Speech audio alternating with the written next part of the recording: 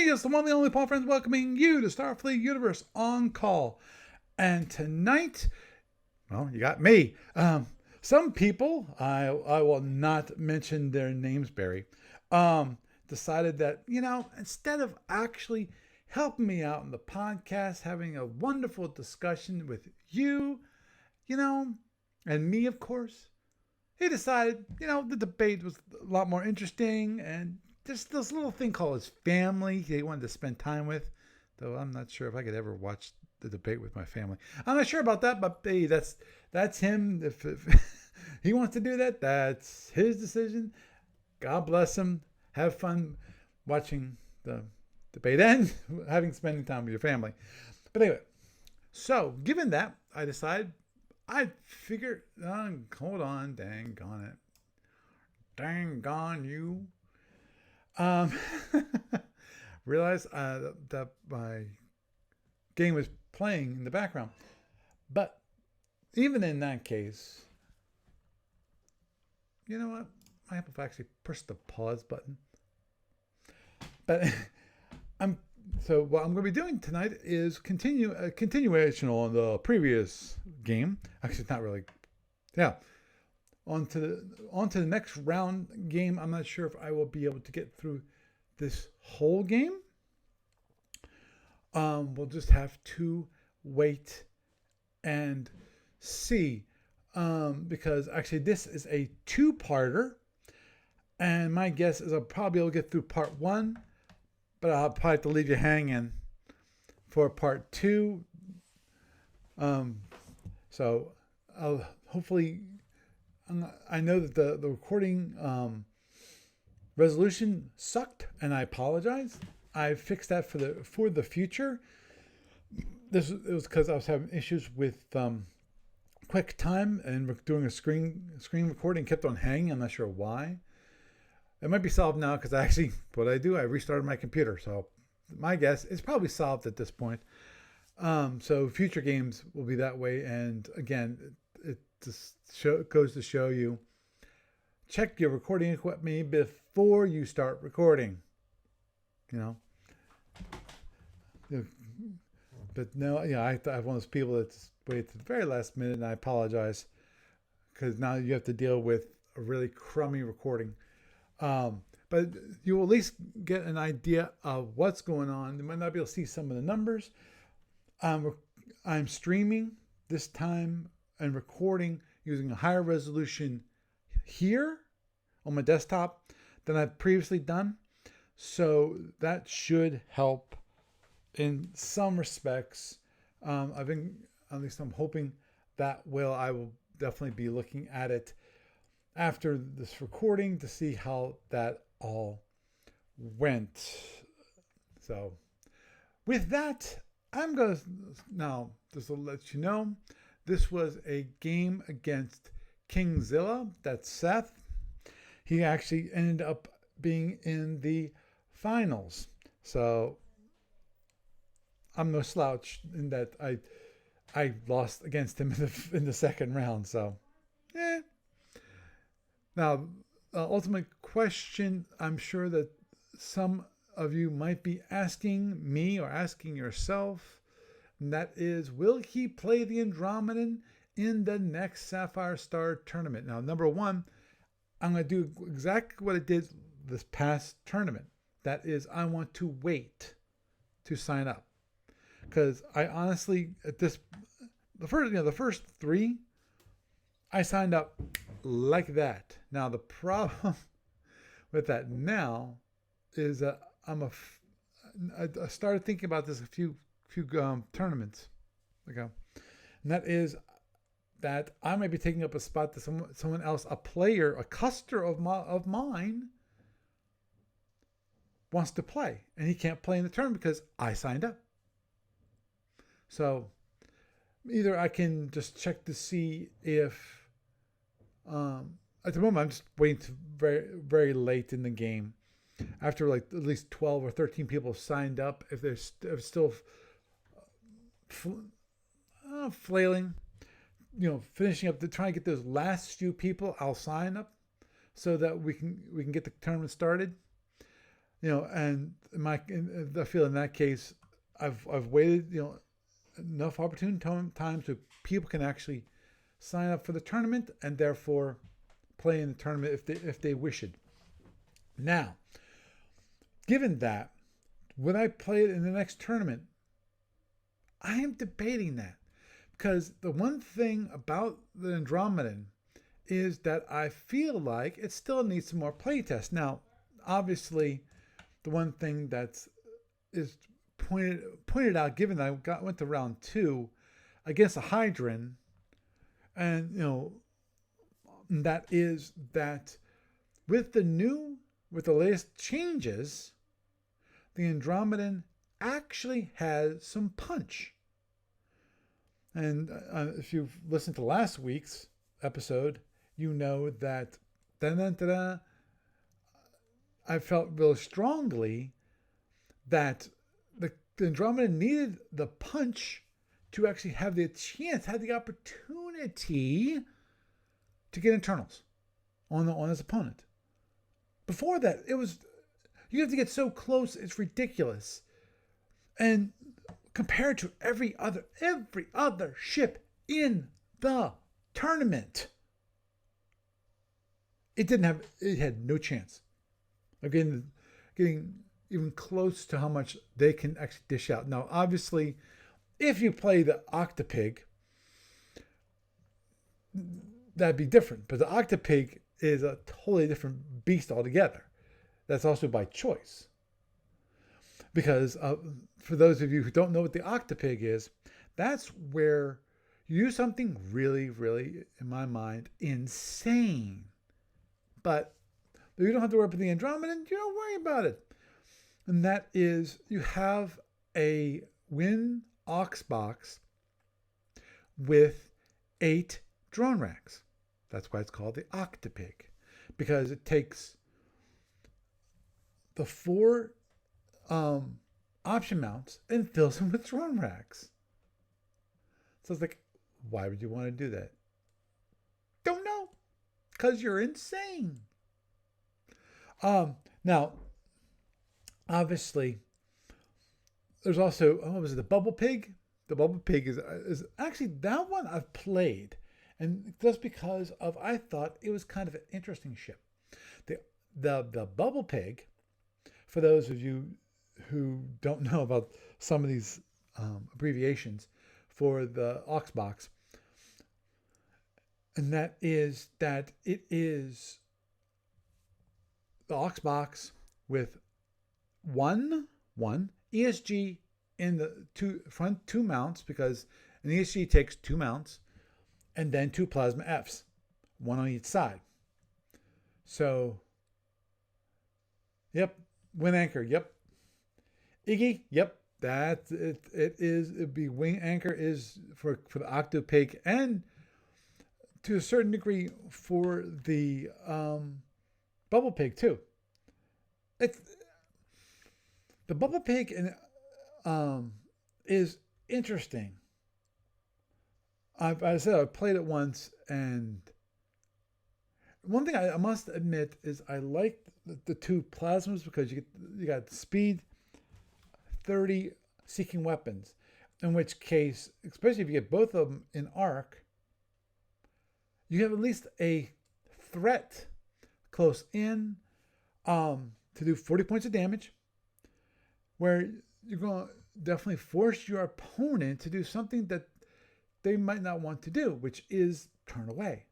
Now, as Iggy pointed out, when it comes to Octopig, your main tactic is go in, anchor them, launch. Actually, usually you launch, then you anchor them, and then if you can maintain that anchor after you've hit them with the first one, then you can come in with the second one, and they're in deep trouble because you've used up all the defenses on the first round, and the second round comes in and you're dead. So just to let you know there. Okay, in the meantime, so that's just a couple of things when it comes to those. Just a quick mention of the finals that will be happening this week. I don't think they said when, but I definitely saw on the discussion board that they definitely said that it was going to happen this week. Actually, you can hold on for just for un momento.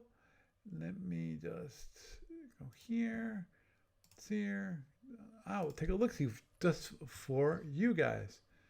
Okay, and yeah, we had a nice discussion about the Fed with the GRAC and how both Peter and I both think it's an upgrade to the Fed, and I've already explained to you guys about what I think about it. That was probably like 3 weeks ago or so. Let me look at this. The tree is separate from the top. Okay. Yeah. Okay. Yeah, I agree. The tree is separate from the topic. Let me just. Okay, one more. Maybe it was this one. It probably got buried.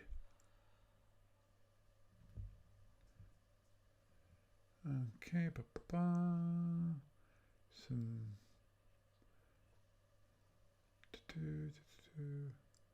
No. Okay, they're still talking about the Fed. I'm going to look a little more and then I'm going to skip and just say, I believe, because I'm pretty sure. Yeah. This one. Where Ted faced and you should have a Fed fast cruiser with 2 photons and 10 phaser ones. What's wrong with this picture? For any of you, now I've been playing tournament for years to the point where the only way to play online back in the day was play by email. Play by email, I think, is a wonderful way of doing things. I think, as I mentioned about many years ago, about the whole idea of SFU ships, where it's whole.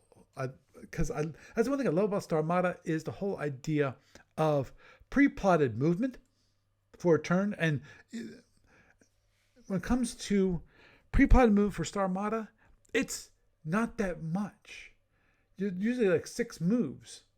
So it's not like you actually are going to move that big of a difference. Now, the crazy part about the original one that I remember learning, the first game I ever played as Star Armada, it has the whole idea was vector deltas. You actually could add to your speed. If you went straight, you would keep adding to your speed. Now the problem came into being that if your speed got faster than the number of boxes on your ship, but it's the amount of I think energy used for movement, you could not turn because it required, I think, movement equal to your current speed. So if you like this made sure that if you want to actually turn, you did not go too fast, which I thought was kind of a neat idea. And one more time. Okay, there's that one. And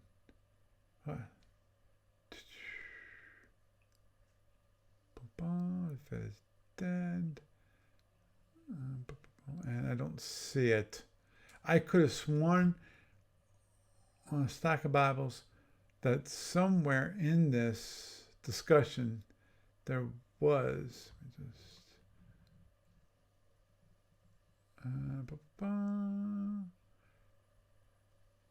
Yeah, I don't see it.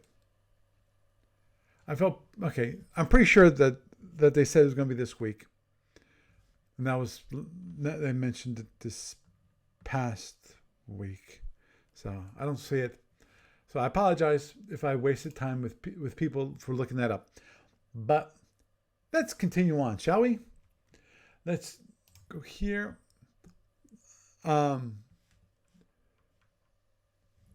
Andromeda versus Fed. As anyone who's actually ever played this game, this opponent, with the current, with even, back in the day when the Andromedant was the kill machine, um, it still it, it still didn't have that big of a chance against a Fed. The chances haven't changed, though. My guess is that the chances for the Andromeda to beat the Fed has actually gotten worse, just because of the batteries. Because the batteries themselves have gone down, and you might have a chance. But the problem is, what what a friend of mine, one John Dewey's, that man called it the Kadunj factor. And you had to do the hand thing. That was John's thing. Because he loved playing Feds, and Lord knows, of course, the big problem is, of course, the dice. Die rolls can kill you in the Feds, and the die rolls can be life for you if you're playing against the Fed. Okay, let me just do this. I'm going to speed up to here, and because I don't want, I want to see if I can time this better than I did last week. So let's play. This is okay. Now this is TRLs here. This has been fixed in the client, so these are now TRHs. 331. So I wasn't cheating it. And if I recall correctly, oh yeah, okay. I'm just remembering this game now, but go forward. Da-da-da. I have active panels. Why is it taking so slow?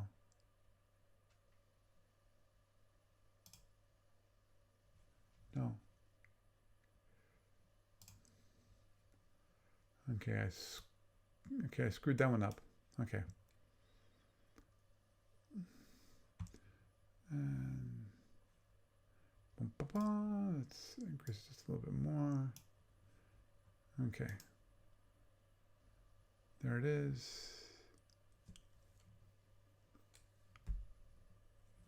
I forget why I'm taking so long. So I apologize. I didn't. Okay. I started. Okay, just in case you guys missed it, I started with a speed 28, and then I decreased my speed. The whole idea was that I wanted to take control of the center of the board. Big surprise.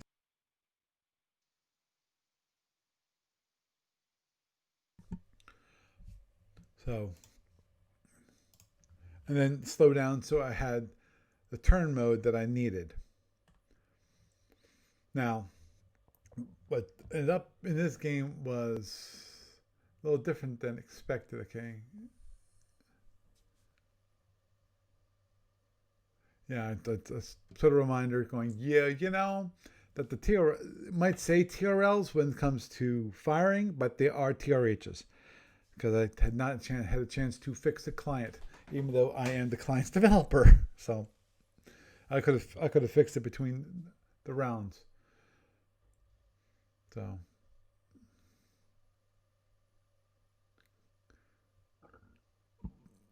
yeah, I had to set up my range tracking because it says 33 here. 33 should be like 35. It's the graininess. I so apologize for that, but you should at least see how things are going. Obviously, I apologize again because I'm doing my setup right now. Okay, he's going speed 16. I'm going speed 28. If you notice one thing, the Fed does something I've never, ever expected. The Fed did a corner dodge. I would think that he would want to do the same as me. he would want to take.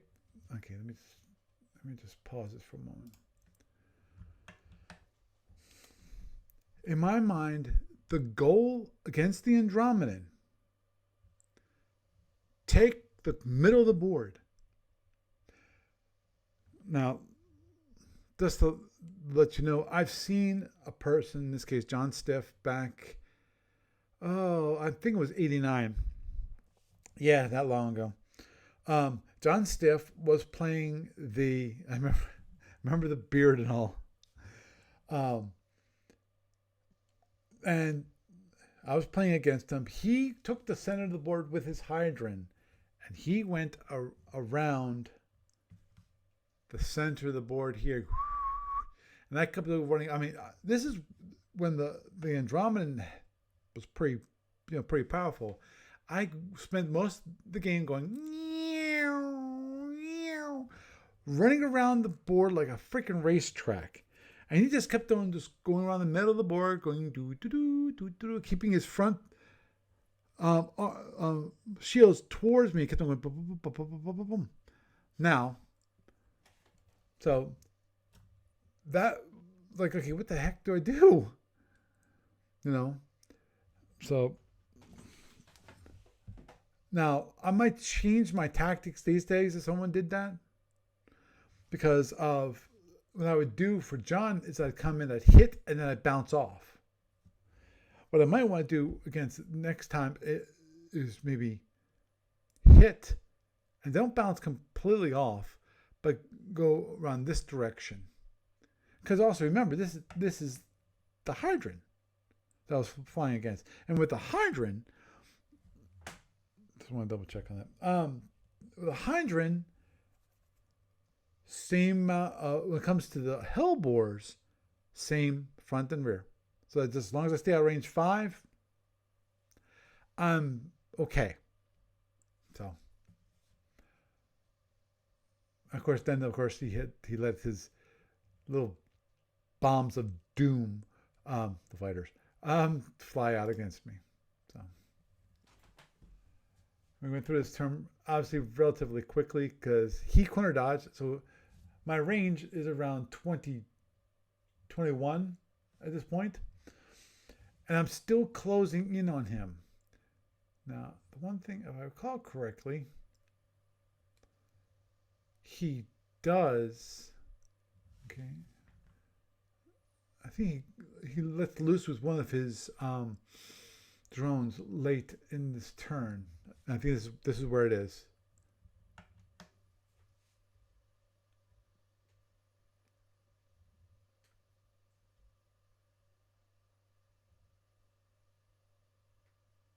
Yeah, see, I already slowed down to 25. Yeah, this is where the Fed got an upgrade against the Andromedan, because of now the Andromedan has two ways of fighting this one drone. I can try to run away, or I have to phaser it down. And given the positions, I basically had to phaser it down. I had no choice. I tried to run around it, but didn't have much of a choice. Okay, we're going on to next. Starting at range 15 on turn number 2. I haven't even engaged him yet. And we're already on turn 2. Yeah, sorry. This is I decided between turns to actually fix the situation. So in theory, you can read this stuff. I'm not sure if you can or not. I hope that you can, because I can, but as I said, I'm trying to stream at a higher level, higher resolution, so that you guys can actually read it. And I did actually, just for you guys, I did something nice. I find this week I actually spent some time working on my network here at the house, so that now I can get up to the max speed around here, which is 200 megabits. Down now, up it's around 10 to 20. So hopefully that will help with networking and help with streaming of the podcast. So I shouldn't have problems with dropouts and slowdowns and things like that. Hopefully, cross my fingers on that one. Okay, onward and forward. Okay. And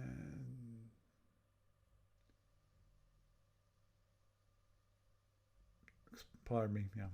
I forgot about to disable that, which is the okay.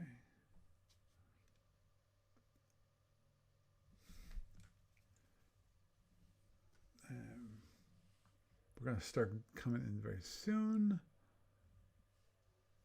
Again, he's going speed 16. I'm going speed 21 to start off with because of one thing I wanted to do is actually I need to save energy. I've got 3 batteries. I need to save energy.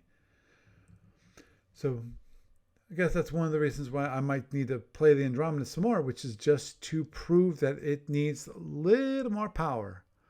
2 to 4 points. 4 would be great. 2 might be what it needs to make it so that it has it. Because of the decreased amount of batteries, it needs more running power. You know, i.e. generate energy. So, as you can see, okay, refer to go back to the board. There. As you can see, now he's got the 2 drones launched and coming towards me. Now, here is the big issue with that.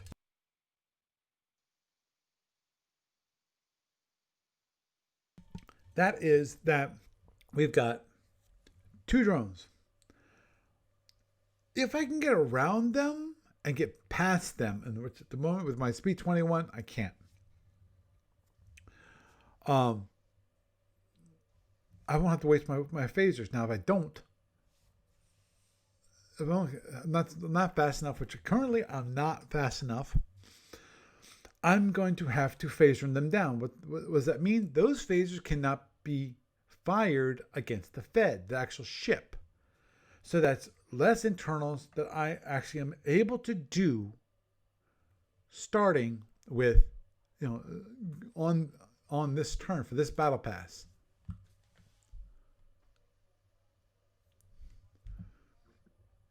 So, he's coming out of the corner. I'm going into the corner because I'm following him. The whole idea that I have, which is come in. I want to get around here. Now, if he turns in towards me, obviously, that's good for me because then I can just run up here. If he doesn't do that, I can hopefully, get a rear shield here.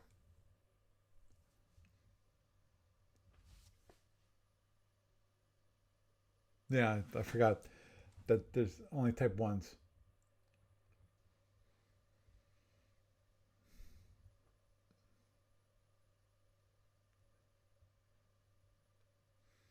So I go here and I fire. I forget if I fire a forward half or a left side. I think let's wait and see. Left side as a phaser 3. So one phaser 3 fired, gets 4 points of damage, it's dead. Yay! So that's one phaser 2 of this. I only got 6 phasers.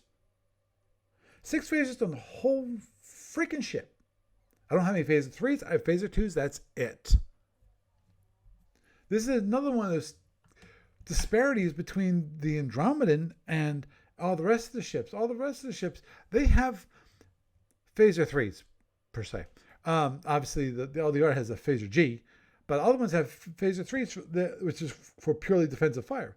The Andromeda has to use its phaser 2s for defensive fire.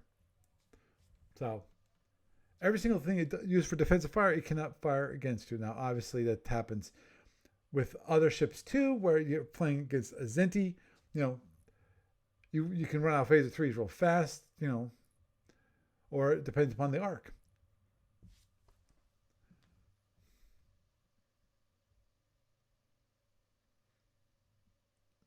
Right, and I moved up the speed 28. He turned in. I'm going down. This is range 5.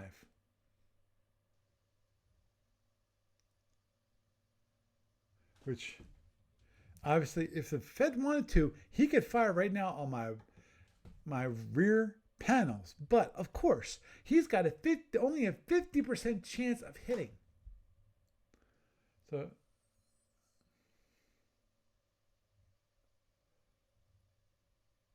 I fired another one at him, the other left side, at that drone. Unfortunately, that drone, I've rolled a 5, a range 1, which means 3 points of damage, means it lives, and therefore I have to use another phaser. And in addition, I have to side slip away. Now, I could have used 2 phasers and just killed it immediately. The question is, of course, at that moment, would it mattered? Because if the only way to guarantee kill it is 2 phaser threes, because of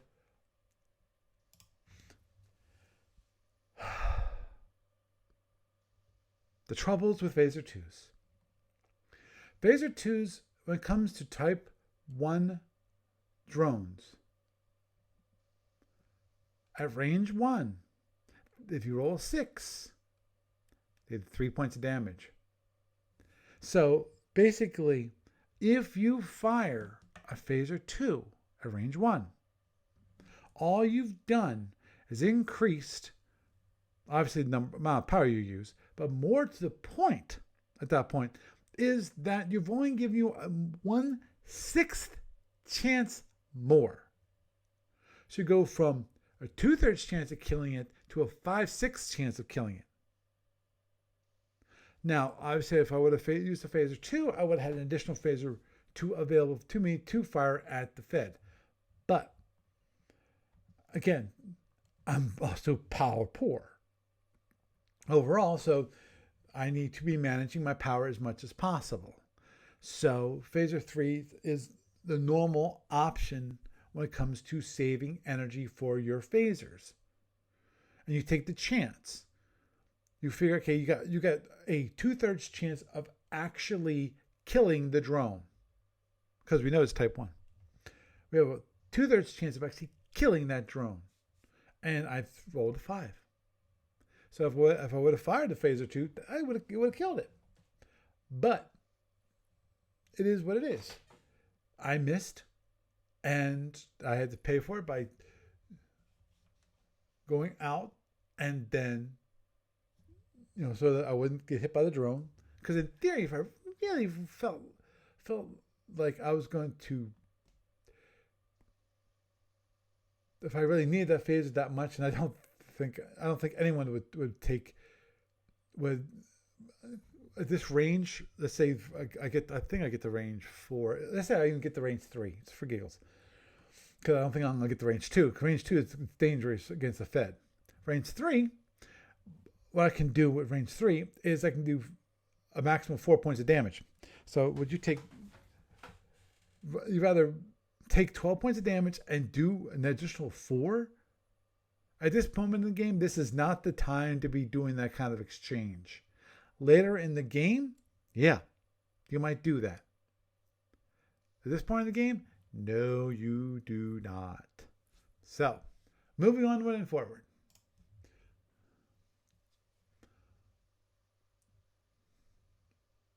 Yeah, this is where I'm checking on the photons, making sure what the hits are. And the 5 to 8 is 1 to 3, and 3 to 4 is 2/3 chance instead of 1/2 chance. So I figured, that's where we're going to go.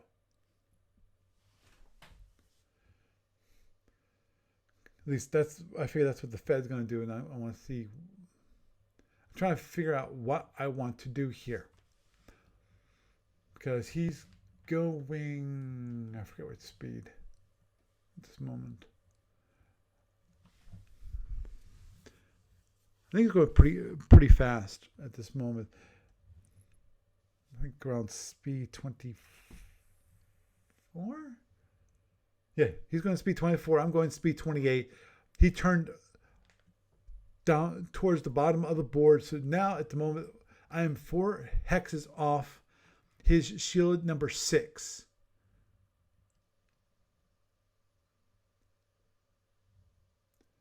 And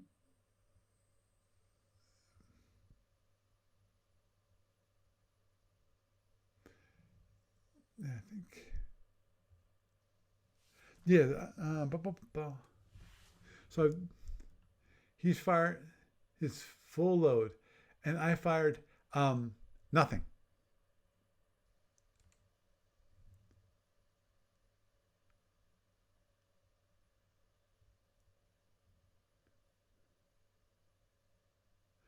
Yeah, because that was one thing that was mildly annoying there, which is I asked Seth, call for fire or pure impulse activity, and he went, "Oh, we can do either one." That's like, okay, then we'll do call for fire. And what call for fire means, for those of you in the audience and those of you, just a quick reminder, that means that in that DizDev step, you say call for fire. And he didn't. And that's why I went, you didn't call for fire.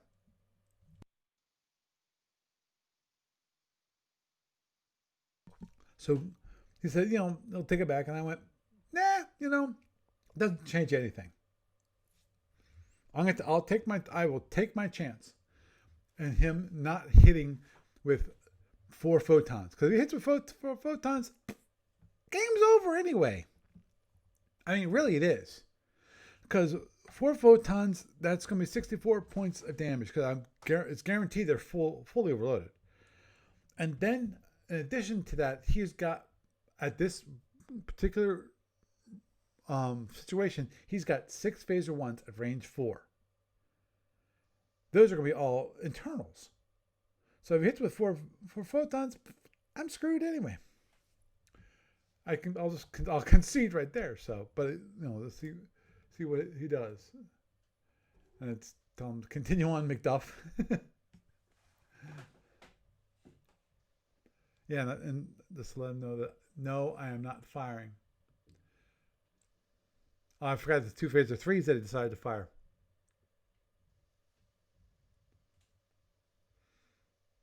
So he misses with 2 of the photons, so the 50%, which is like, yes! I thought it was still in trouble. So a total of 50 plus, it's 50 because,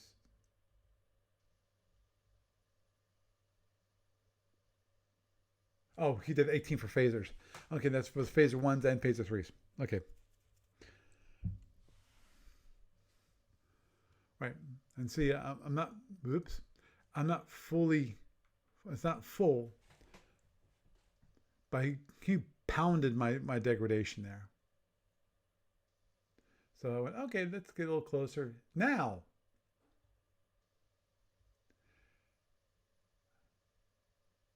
actually, if I recall correctly, I go straight ahead. Because for me, do I get closer?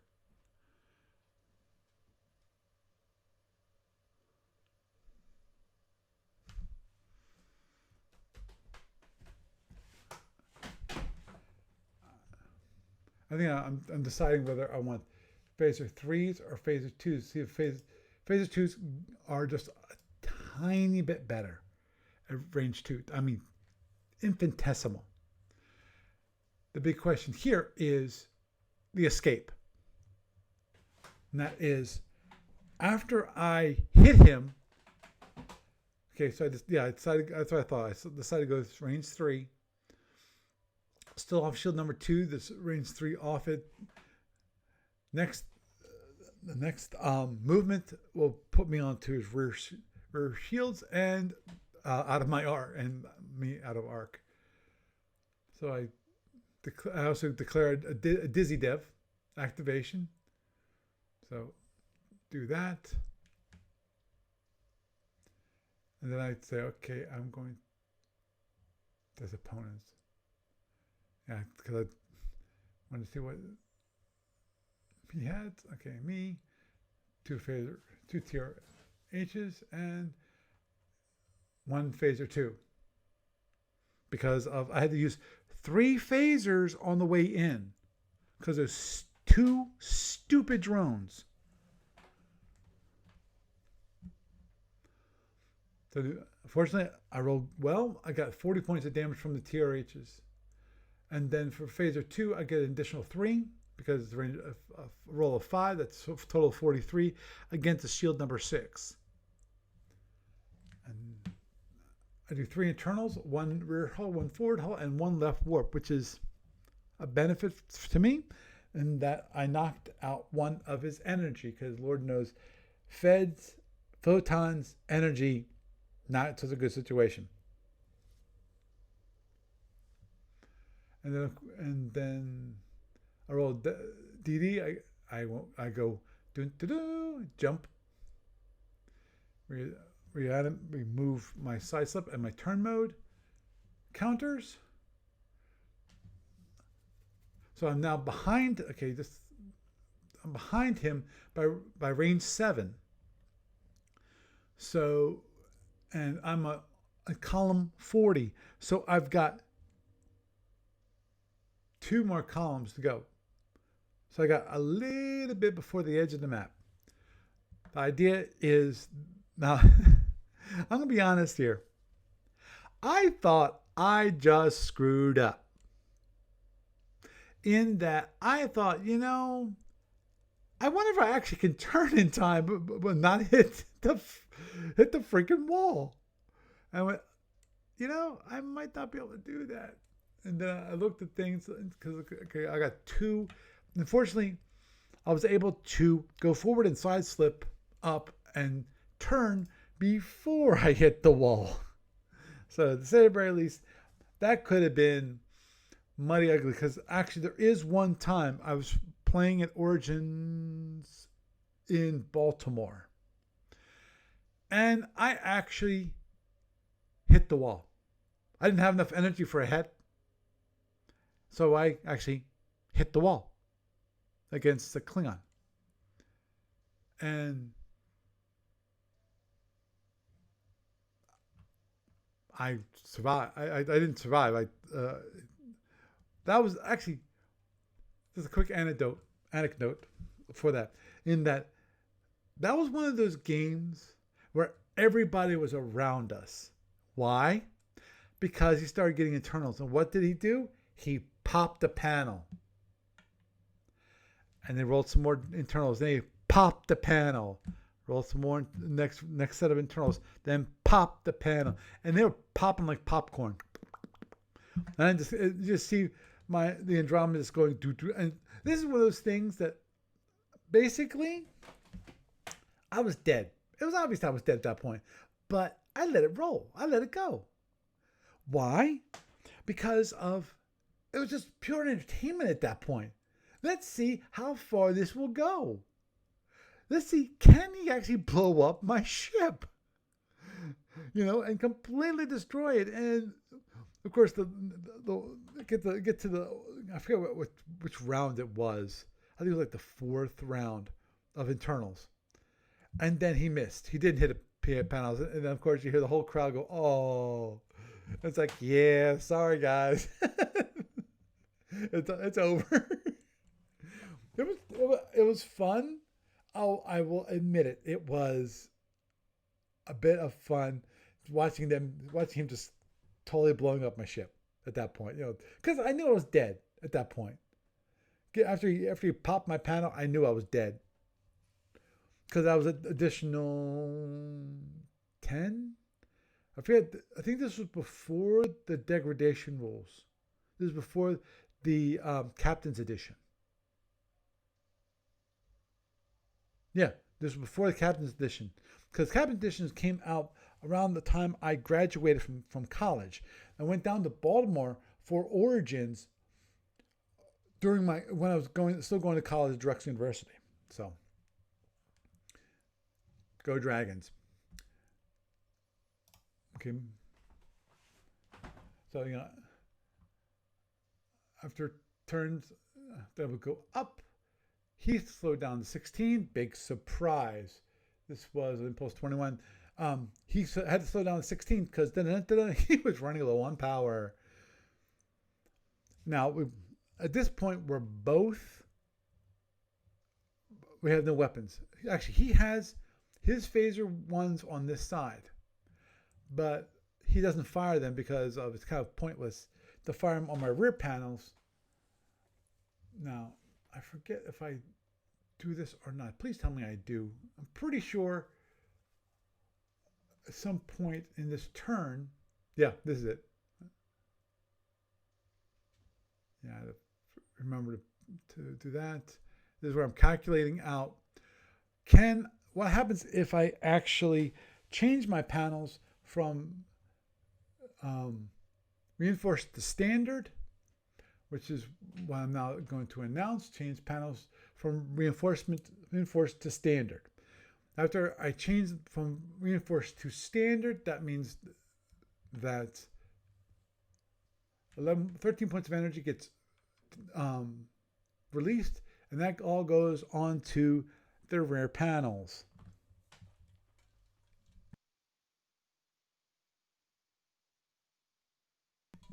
That will allow me to dissipate 4 more points of power out of my panels, and well, that's about it. That's the real additional thing there, because of overall maybe you might be able to get 1 point difference when it comes to absorbing into the batteries, but that's going to be about it. Your main one is obviously to free up space in the front panels. That's number one. Number two, you want to be able to dissipate energy a lot more quickly. So do anything and everything you can possibly do.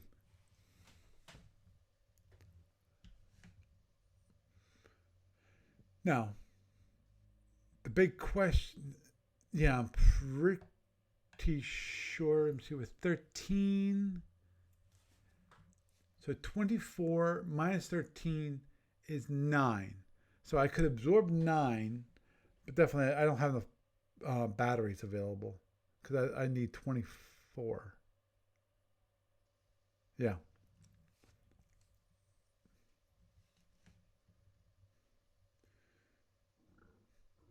Yeah, I said I'd sped up the speed 30 at the end of the turn to run away. Big surprise. Now he's now tracking me. He's running up. He turned so that he's going up. I went up the right hand side of the board. He first went towards the center of the board. Originally he turned toward the bottom, then he turned up, and then after he turned up, this was after I displaced behind him and ran up the side of the board. He turned up to direction F and then finally direction A. Just for those of you who can't see the board in front of me. Now we got to the end of the turn, and at that point then I have to do all my panel activity. First thing is calculate how much I can absorb into my batteries, which is, I think it was 1 in the back and 3 in the front. And then after I remove that from the panels, then I remove 1 point of power from each of the panels. Yes, 3 and 1 to the batteries, and then 6 plus 4 dissipated into space. And then we go on to the next turn. Yeah, we're definitely not going to get past part 1. I'm just looking at the time. Okay, turn 3. This is where things get a little more interesting because I have 3 in those and then 2 in into this Dizzy Dev, which so I need 2 there, and that's 6 plus 5. That's 12. 17 points of power in the front panels at the moment, and 8 in the rear panels.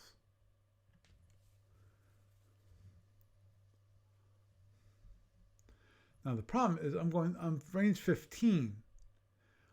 And the one thing I think at this moment I was contemplating at range 15 is, is it possible for me to actually escape range 15, get to range 16, maintain that range, and so that I can drop my front panels, have the energy from the front panels go into the rear panels, fill them up, and all the excess into the batteries, which, looking at now, it'd be 1 point of energy, which I think I might have done anyway. But yeah, range 15 on turn number 3. He's going to pin me against the top of the board here. Because 1, 2, 3, 4, 5, 6, 7, 8. 8 hexes away from the top of the board.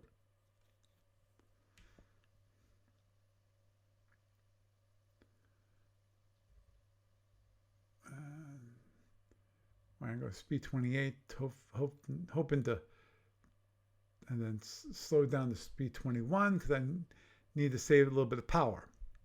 And then down to speed, actually, guys, 14? Yeah, 14. The whole idea is that I needed to save some energy, so I couldn't keep running around the board like a freaking nut.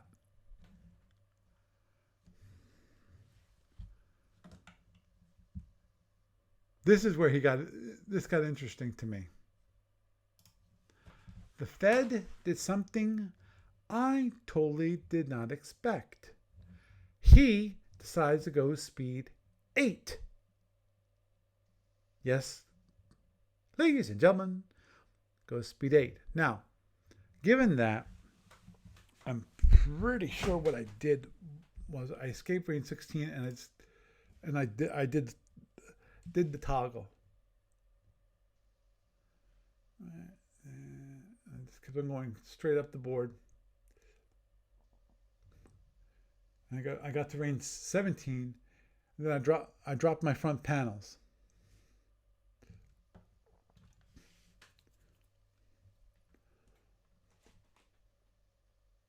Releasing 17, and I added 16, so 16 in the rear and 1 to the batteries. So I add 1 to the battery. Yay! 1 to the batteries. Because I figure he's not going to fire his phaser 1s at this range. If he wants to, feel free. Because at this point, the reason why I also waited for this is because if he hits me, I can switch from standard to reinforced and block any possible internals. And at this point, I'm side-slipping. The whole idea is I need to keep my front panels away from facing him, because no matter what, if I give him a down shield, he will fire. And I'm not going to pray that my luck is that good where I will maintain my TRHs.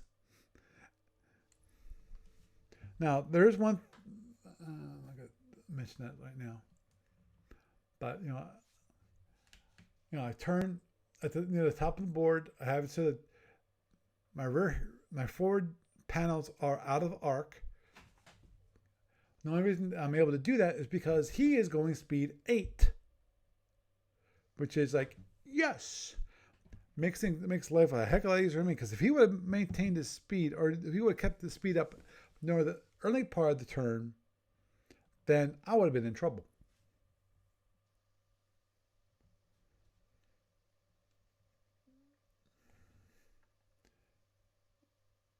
Right. And I turned in and then I erased my front panels.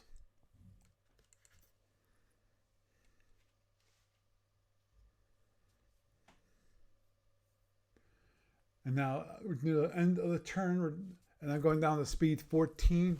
He's still going speed 8 at this moment in time, which is again interesting. Which means basically he's putting all his power into two things: recharging his phasers, recharging his photons. Because remember, the one thing about feds, that those photons require a heck of a lot of energy. To fully overload photons, that's for 2 turns, you have to put 16 points of energy for 2 turns. So 16, 16, so a total of 32 over 2 turns. So you can't be going very speedy when you're doing that, because obviously for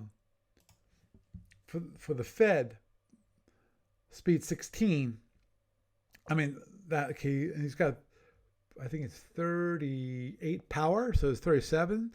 So of his 37, 16, 20 is already accounted for.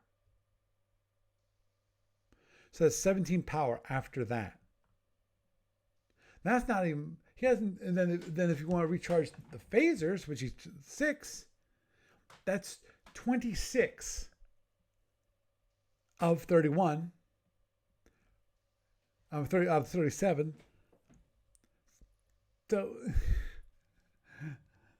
you got 11 points of energy after that. So it's possible you sent some reinforcement. Now, at this point in the turn, the last impulse of the turn, he decides to turn directly up towards me. So now we are facing each other. This, my friends, is where things got a little bit interesting. And I will let things run.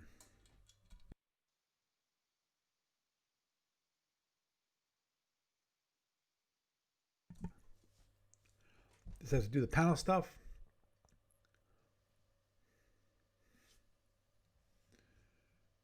Of course, we have to dissipate the 4 points of energy and also absorb, I think, 3 points of energy into the batteries.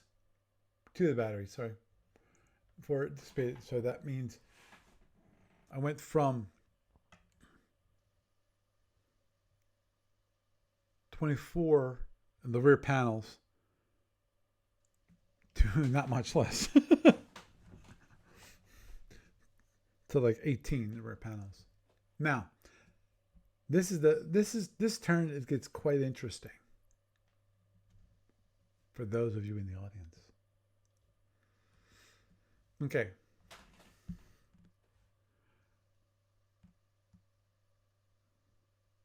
Okay, right now, for those of you who can't see, I'm at range 8. I am 2 hexes off center line to the right side of his ship. So I'll be, at the moment, I'm coming down the right side of the ship with his good, brand new shield number 2. Now, because of that, I decide, now this took me a little bit of time to figure it out, is I'm going to displace to the other side. Because he just turned to direction A. And the top part, I figured I'm figuring out how I'm going to displace to the other side. I want to go slow, start off with, so I'm going speed. I start with speed 15. The whole idea is that I don't want to move too quickly towards him because I need 4 impulses to actually have my fire control be fully active again after I displace. So I plan on displacing really early. And then I go from 15 to 25 and then finally up to 28.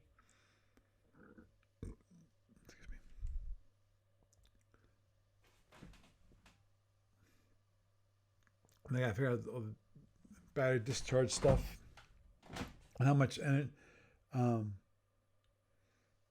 warp power and so forth. Reserve warp I can actually have available, because one thing that complicates things obviously is the dizzy dev. The dizzy dev takes 2 points of warp, so that makes things a little more complicated. So I'm going 15. He's going speed 8 again. No, 14. He's going speed 16. So actually, he's moving faster than I am. Yeah, he was surprised, like, wow, I'm going faster than you are. I was like, yeah, you're going faster than I am.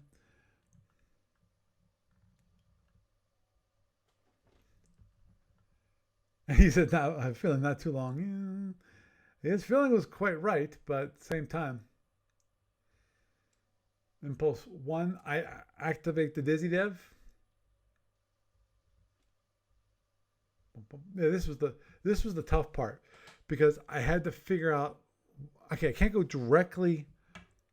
Yeah, I can't go directly out shield number 2, a straight line on the oblique. Can't do that, because then I will be too far. I'll be too close to him, and I'm gonna miss my opportunity. Yep. He said, "Is there a roll?" I said, "Oh, hell yeah, there is a roll." So this did a roll of 5, so success. Fortunately, I did not fail. That would have been bad timing. So then I moved to that location that I just specified previously, which is it was a little bit farther away from him, like by one hex, so that I wasn't too close to him. But now I was on shield number 6. So what does he do? He hits,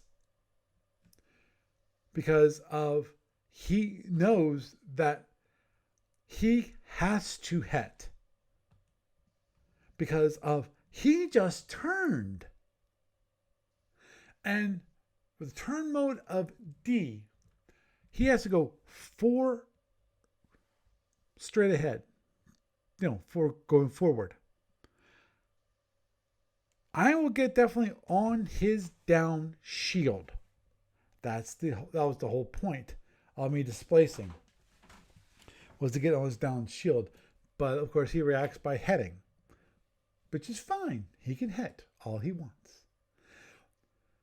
And given that he headed, I was, at that point, that means that, okay, he can't hit again in the rest of the turn, unless he wants to take a really big chance. And I doubt he's going to take that big of a chance. Yeah, I said, "Oh, you can't fire." It's like, I can't fire. Not for 4 impulses.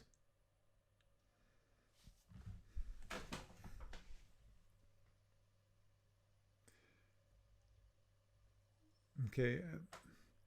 I'm a coming, come a line.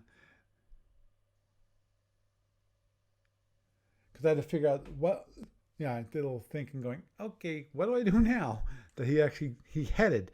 Because I didn't actually expect him to hit, to be honest. Didn't even think they would actually try to hit. But he did, which is I should have thought about. But even if I would have thought about it, that means he's used 5 points of energy for that. That's good. He used up his head bonus. That's another bonus. But the question is, at that point, what do I do? So I figured, but what I was trying to do is continue on. I figured I'm going to still try to force it so I can get, because if I can get on right on the shield boundary, because that's the beauty of the TRHs. This is the beauty of the heavies. They are an FH arc. So if I can get to that shield line, the shield line, but to find the two shields, I can hit his down shield. So he changes the speed. I changed the speed 25. He changes the speed 12. So that means he now has a turn mode of 3, he's moved 2 hexes. So he moves one more time and then he can turn. Now he calls for fire as we're at range 4. Why? I'm not exactly sure at this moment in time.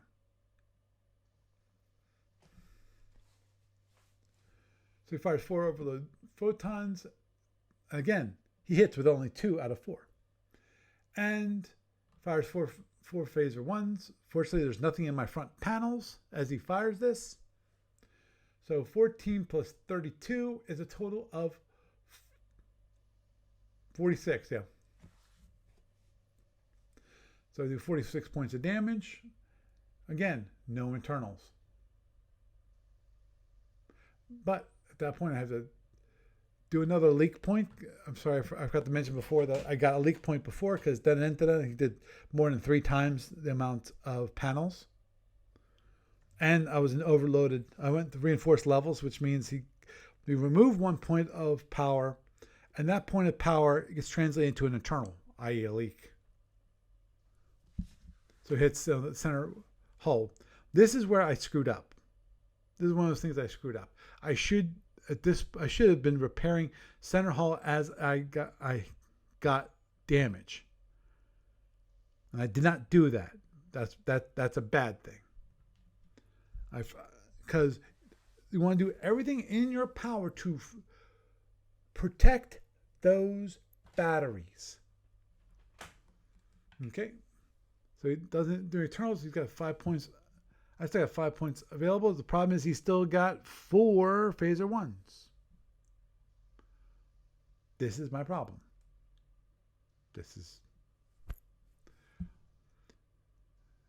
Okay, he's gone 3. So at this point, I was thinking, I'm trying to measure things out because they're range 4. I can get to range 3, but that might be not so good because I still know he has those phaser 1s still waiting for me. He's still got, I forget which ones he fired, but definitely he's got phaser 1s, 2 phaser 1s that are in arc that can still fire at me, and I'm willing to bet you they're charged. Now,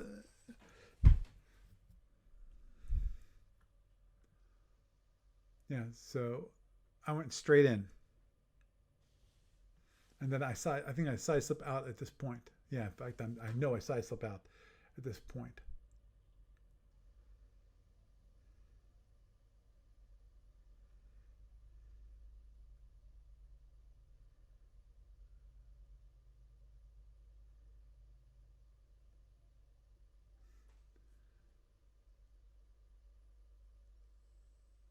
I forget what happened. But I'm pretty sure I sidestep out because I do not want the shield number 2 because I figure shield number 2 is the one he has reinforced. And I do not want to hit reinforcement. I want to maximize my internals. So I call for fire at this range, which is range 3. This guarantees that I will hit his shield number 1. But hopefully I'll get maybe some phasers, maybe a photon. That'd be fantastic. Okay. Then I have to. Yeah, I forgot about that. Did that. I can fire 4 phaser 2s and 2 tier heavies. So I'm pretty sure I do all of them, right? 1, 2. Oh, yeah, I forgot. I decided to fire. Okay. Again, only 38 at range 3 from the tier heavies, and then 2 more phaser 2s because I'm trying to Mizzy him.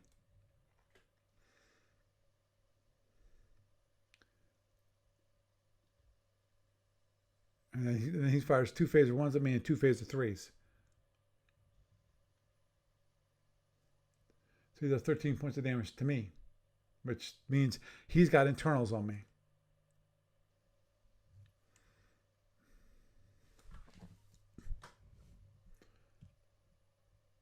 For me, he knocked out my center hull, knocked the left warp, and killed an APR, a bridge, and a front half phaser 2. I took the front half phaser 2 because that's the one I fired. I still wanted to fire a phaser, another phaser, set of phaser 2s at him. Unfortunately, he moves. I did not look at that. Actually, the problem is at this point, here's the thing. At this point, all his phasers that are facing me have been fired. Every single one of them. So if he wants to get the 2 other phasers, he has to give me a down shield. That's his only choice. Now, even if he turns in, if he turns directly, the whole idea is turning to give me the shield number 2, because we're range 3. I'm 1 hex off his center line on his shield number 2 side. He still is going to have problems because I'm going to keep moving. And if I keep moving, I will be able to get to his shield number 1 and get an additional 2 phaser 2s at close range. So, I forget what he does. I forget if he actually goes straight or why. Yeah, I told him to take your time because he said thinking. It's like, yeah, this is a tough situation to decide what you want to do.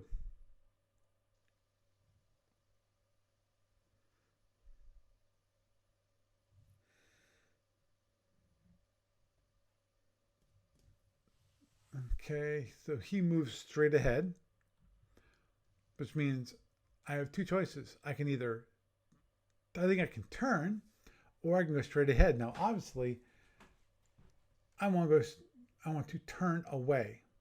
Here's why I decided to turn away. I decided to turn away because of there's going to be 2 more phaser 1s at range 1. On a down shield. I'm not about to do that. That's a bad thing to do. If I turn in, I can still fire my left side phasers. So that's what I do. I fired 2 of them. I think he fires 2 phaser 1s at me. And I can do 8 more internals down his shield number 1. And then I think he fires 2 phaser 1s at me.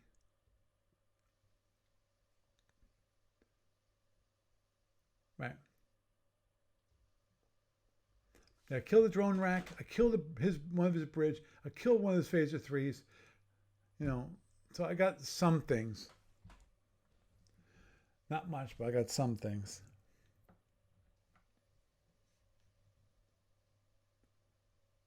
Right, and then he hits me with his phasers. Got 8 points on his phasers. Actually, I got 7 points on mine. He got 8 points at his, which is fine. So now he's used up every single weapon he's got. He's got no more drones. He's got no more phasers. He's got no weapons. So unless he's going to try to tractor me and use a suicide shuttle, I don't think that's going to occur. Let me just go a little faster now.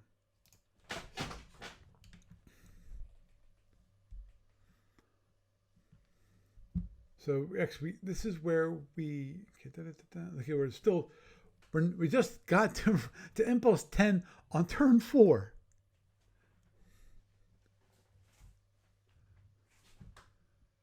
So at this point, I dropped my panels from. I say that I dropped my panels from reinforced to standard levels, but then I realized I can't do that because there's too much energy in my front panels. There's like, if I release, there's going to be 26 points of energy. Then I went, forget that.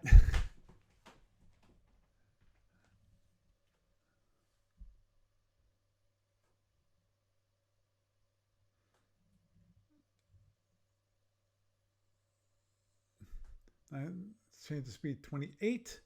So I'm now doing my best to run away. Now he turned to direction A. So this is where I'm desperate. I've got my right side phasers facing towards him, and I'm doing my best to get to his down. I'm trying, because he's going so slow. I figured, what I have a chance, I have an opportunity to get to his shield number 6, which is down, using my right side phaser. So if I can just get to that shield line, and I go first. This is what happens though. Okay, I get to it, and then I realize I screwed up. I fire, and then I go look, and I find out he goes first. He moves next impulse. So the ship that moves first, that's the one you would move. So that means that instead of doing this, which would have been beautiful, i.e. his photon got destroyed, I had to go, no, those are not internals. And I tell him, no, I screwed up. And you just took those 4 points of damage. I think it's 3 or 4. Yeah, I think 4 points of damage on your shield number 5. So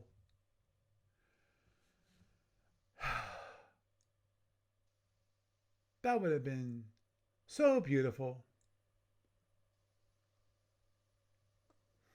Because he actually, after that, he turned in towards me. But I'm willing to bet you that he wouldn't have turned in towards me next impulse unless I actually had fired. Because for him, the best thing for him to do would have been to go straight ahead. Now, will we ever know? No, we won't. Because that was another one of those mistakes where I shouldn't have fired my phasers. I needed the energy, and I needed to save it. And now I'm running down the left-hand side of the board, like 8 hexes off the left-hand side of the board, and now he's chasing me.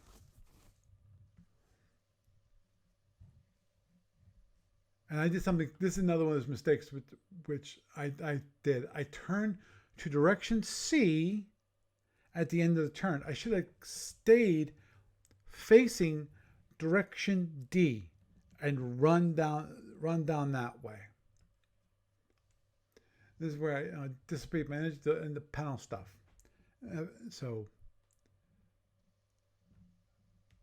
4 plus 2 of the batteries, big surprise. 6 points of energy, because I got so much energy in my panels, it's ridiculous. And 6 plus 4. And this is where, actually, at this point in time, my dear people, I'm going to have to pause it here because of it's getting late. And I will have to let the rest of the story be told at another time. And so hopefully I can do it next week. If not next week, maybe sometime afterwards. But I can guarantee you part 2, that means this is the part 1 recording. There's a part 2 recording which ended pretty quickly after that. So this will give you an opportunity to think about it. Think, what did I do wrong? It's like knowing the end of the book, and then you got to go, how did he get from here to here? Sometimes it's enjoyable for at least for me, to not know what the journey is going to be, and what's going to end up in the end, but how did they get to that point? You go, what the heck? How did they do that? Well, obviously you already know that I lost, and you'll get to see that. And at the moment, you see some of these are, most part, my mistakes are minor in my mind. Yes, they probably added up. And Lord knows, when it comes to the photons, I was fortunate. He kept on hitting with only 50% of his torpedoes. Yes, it's a tiny bit off. He should have hit with 5 total. If you look at the probabilities. But so I was a little fortunate. Obviously, I could have been a heck of a lot more fortunate. I could have been a heck of a lot less fortunate. 2 is 2. So two gave me a chance to win. And that, you will see what happens at the end of the game. Now, hopefully I'll be able to finish this up. Maybe next week, maybe the week after that. We'll just have to wait and see if Barry is around, or maybe I can convince him just to hang out in the chat room and I can finish part 2 of this wonderful round 2 game, and so that you can hear the analysis and all my thoughts behind the scenes of what I had thought about tactics and strategies and things like that. So with that, I am Paul Franz, and I bid you a good night.